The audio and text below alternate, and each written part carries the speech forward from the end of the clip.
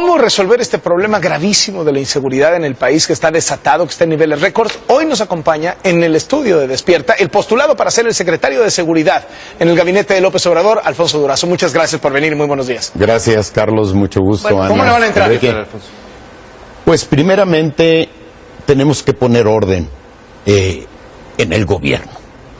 Carlos, no es posible que la policía o los cuerpos de seguridad en general sean un oasis de eficiencia, de eficacia y de honestidad en este desorden generalizado en el que ha estado el gobierno por sexenios. Ocupamos el lugar 134 en el ranking de corrupción mundial, según indicadores de organismos internacionales, y eso obviamente se refleja en los cuerpos de seguridad. O sea, primero las policías, primero limpiar la casa.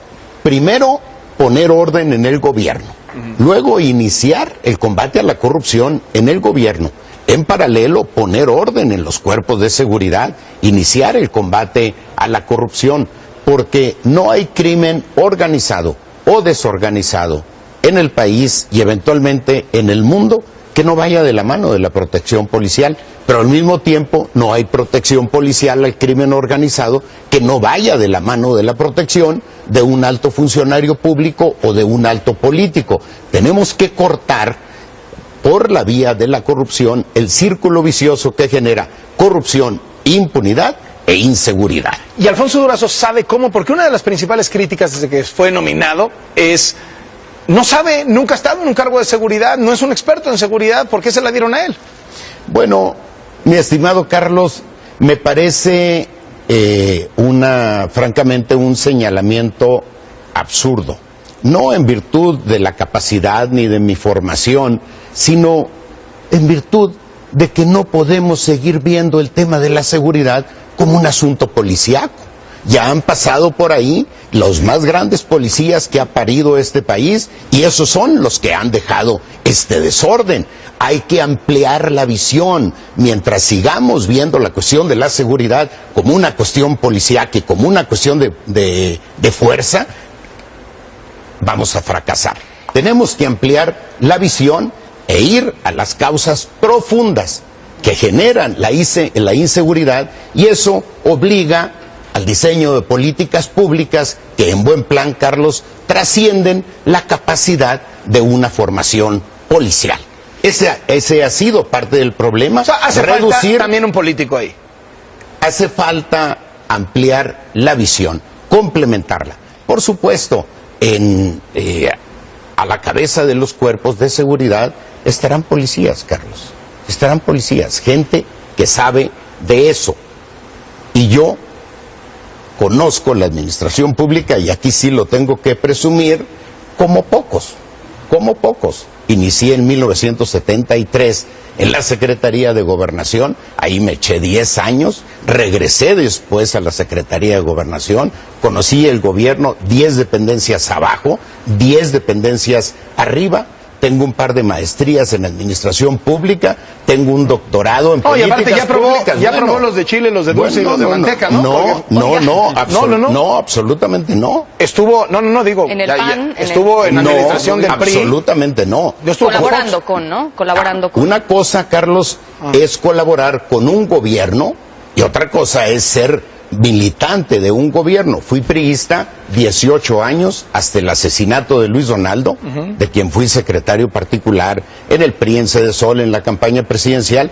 Trabajé en un gobierno panista, con Fox. ¿En Los Pinos? En Los Pinos, pero eso sin compromiso sí hay un asunto de los tonos, un poco lo que dice Carlos, hay un asunto de tonos y un asunto de prioridades en cada uno de los gobiernos, un gobierno priista, un gobierno panista. ¿Está usted de acuerdo con la amnistía para delincuentes? Estoy de acuerdo con que iniciemos un proceso de pacificación, fíjate bien, Ana, un proceso de pacificación que incluya, por supuesto, el recurso de la amnistía, el recurso eventual de indultos amplios y, por supuesto, el recurso de leyes especiales y, sobre todo, la justicia transicional. Nuestros adversarios políticos centraron nuestra propuesta de seguridad en el tema de la amnistía. Pero era la campaña. Pero la estrategia de seguridad tiene 10 ejes. tiene 10 ejes. En uno de esos ejes, que se llama Acuerdo para la Paz o Proceso de Paz y Reconciliación, una de las posibilidades es la amnistía, y por supuesto que estoy de acuerdo con ella, porque ese proceso incluye, por ejemplo, negociar con el cártel Jalisco Nueva Generación, sentarse con grupos de delincuentes para tratar de pacificar al país. No incluye eso. Es incorrecto hablar de amnistía. Yo creo que hay que hablar de ley de amnistía, porque cuando hablamos de amnistía parece que es producto de una decisión unilateral del presidente, y no, es producto de una decisión del Congreso.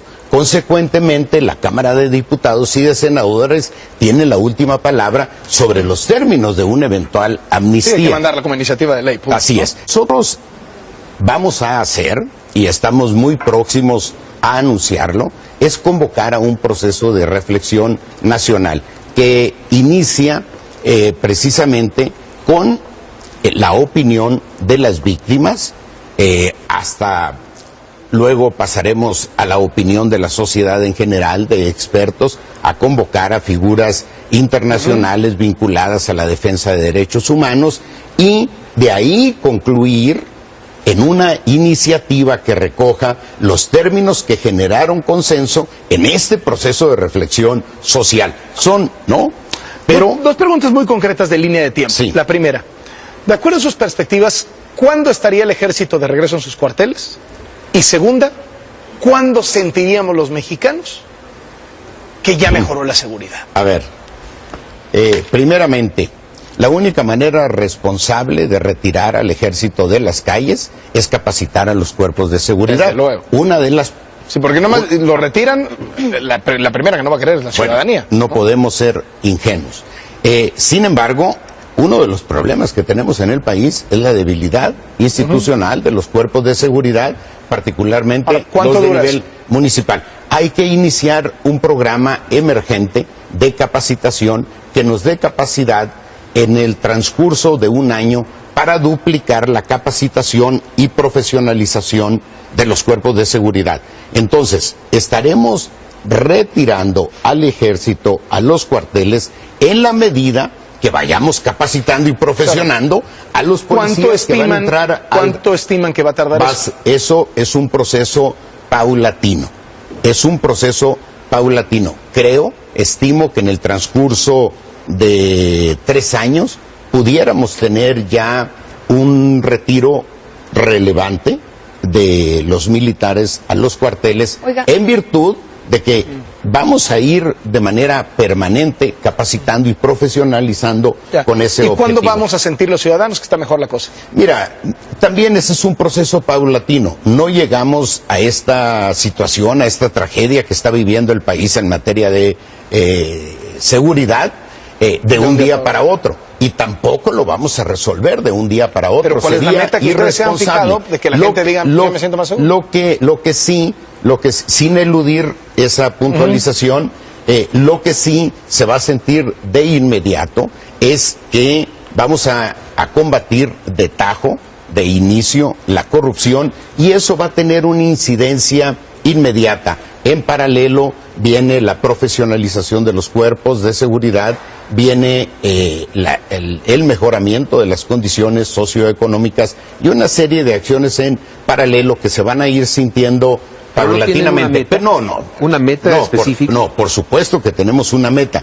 Vamos a hacer cortes a los 100 días, otro corte a los 180 días, a los 6 meses, y por supuesto un corte definitivo a los 3 años, que es donde nosotros consideramos que habrá rendido resultados totales nuestra estrategia, de tal manera que los segundos 3 años del gobierno de López Obrador los dediquemos a consolidar esta estrategia para dejar el 2024 un país en paz y con tranquilidad. ¿Han considerado ustedes la abrogación de la Ley de Seguridad Interior? Mira, en materia de la Ley de Seguridad Interior, 2 cosas. Primeramente, por razones de estrategia política, es obligado esperar a que la Corte se pronuncie sobre ella. ¿Para qué nos adelantamos? Aunque ustedes podrían simplemente abrogarla. No tenemos capacidad para abrogarla. podríamos proponer, pero una vez que ingresemos, una vez que tomemos posesión, es decir, hasta el 1 de diciembre. Consecuentemente, hay un tramo muy largo para pronunciarnos en ese sentido. Vamos a esperar la posición de la Suprema Corte, que en una de esas escucha el rugido nacional, porque no solo debe escucharlo la Suprema Corte, debe escucharlo todo el gobierno y todas las instancias de poder político y económico en el país. Hay un rugido nacional y yo espero que la Suprema Corte recoja. Yo sí adelanto, perdón Enrique, que compartimos los señalamientos que de manera generalizada ha expresado particularmente la organización civil, las organizaciones civiles. Asunto de seguridad por supuesto. Implicaría, por ejemplo, proponer modificaciones al sistema de justicia penal acusatorio, tema de portación de armas, eso que está en el rugido nacional. Sí, mira, en el rugido nacional hay muchas cosas. Hay muchos leones, unos rugen para un lado y otros rugen para el otro. Y hay algunos tigres también. No. Algunos sueltos, otros encerrados. No, la expresión, el sentimiento social, cuando tú trabajas a nivel de base, como lo ha venido haciendo Andrés Manuel históricamente, como tuve la oportunidad de hacerlo estos 3 últimos años en Sonora, es muy claro el sentir. Es muy claro el rugido, y no es para un lado ni para otro, es para todos, eso sí. Entonces, sí tenemos que hacer un esfuerzo por mejorar el sistema de procuración, el nuevo sistema penal acusatorio, en virtud de que sin esa etapa, los esfuerzos que hagamos en seguridad podrían resultar... ¿Qué cambios? Específicamente, ¿qué cambios? Mira, lo más importante es la capacitación policial en todo este proceso, porque el policía es el primer respondiente, es el que recoge los elementos. Entonces, cuando aunque ahí se ha ido muchísimos miles de millones de pesos en los últimos años, ¿y cómo le van a hacer para que en esta ocasión esos miles de millones de pesos que sí se van a transferir a estados y a municipios terminen efectivamente en la capacitación de los policías y no en otras cosas? Efectivamente has tocado un tema muy importante. Es una tragedia lo que ha sucedido con el presupuesto. En 2006, cuando inicia la guerra contra el narco, el presupuesto de seguridad era de 6,000 millones de pesos, actualmente es de 60,000. Y al mismo tiempo que se incrementa exponencialmente el presupuesto, se incrementa exponencialmente la inseguridad. ¿Qué significa? Que se está gastando mal. Vamos a revisar, vamos a monitorear y vamos a garantizar que los recursos asignados a seguridad se apliquen en ese rubro. Todo esto forma parte de la corrupción.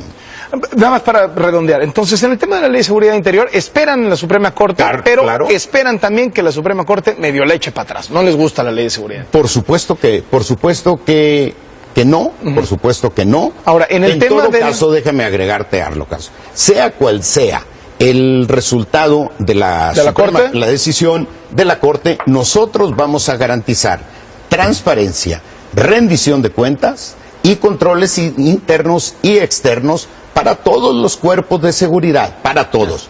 Vamos a gobernar bajo principios democráticos y en un marco de legalidad, y eso nos obliga a cumplir con esto. En el tema del nuevo sistema de justicia penal, estarían pensando en mandar una iniciativa para endurecer algunas de las cosas que están ahí, el tema de las armas, esas 2, 3 cuestiones que algunos han dicho hay que endurecer, o solamente van al tema de mejorar la capacitación? A ver, vamos a mejorar el sistema penal acusatorio, lo vamos a consolidar, pero no estimamos, Carlos, que la solución sea la maximización de la pena, la severidad de la pena. El problema es la impunidad. Tenemos 99% de impunidad en el país. Entonces, eso significa que un criminal tiene 99% de probabilidades de salir ileso de su acto criminal. Si combatimos la impunidad, va a ser efectiva la aplicación de la sanción y en ese sentido hace sin necesario la maximización de la pena. Fui diputado en la legislatura pasada y llegamos al ridículo ya de aprobar, yo por supuesto lo rechacé, una propuesta del Partido Verde que sumaba 300 o 500 años de sanción. No. 1 año de sanción, pero con 100% de certeza de ser aplicado. 1 día de sanción, pero con 100% de certeza de ser aplicado. Y eso nos lleva a la necesidad de combatir la impunidad para garantizar que haya una justicia expedita, etcétera, etcétera. Muchísimas gracias por venir. Carlos, gracias, Alfonso Enrique. Durazo. Gracias.